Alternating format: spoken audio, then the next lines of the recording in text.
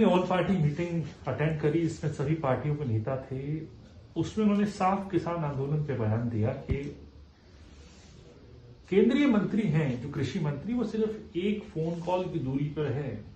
अब केंद्र किसान संगठनों के पाले में है, क्योंकि सरकार का जो ऑफर था सस्पेंड करने का कानूनों को, वो अभी भी बरकरार है।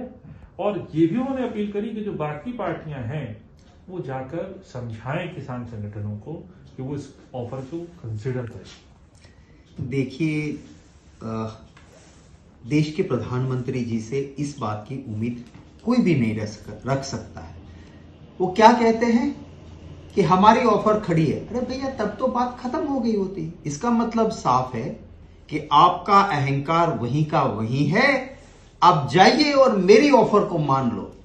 क्यों प्रधानमंत्री जी ये नहीं कहे कि ठीक है, इतने सारे किसान शहीद हुए, चलो लाल किला तक वो पहुंच गए, उसमें देश की सरकार की गलतियां, आईबी की कमियां थी, आपकी कमजोरी थी। क्या कर रहा था आपका इंटेलिजेंस डिपार्टमेंट?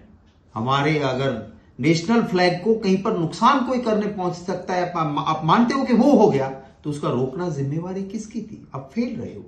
तो सच तो ये होता कि प्रधानमंत्री जी कहते कि ठीक है, मैं उस जगह पे बैठा हूं कि जहां मुझे जिद नहीं रखनी चाहिए, क्योंकि मैं लोकतंत्र का प्रधानमंत्री हूं, मैं कोई सोने की नगरी का राजा नहीं हूं।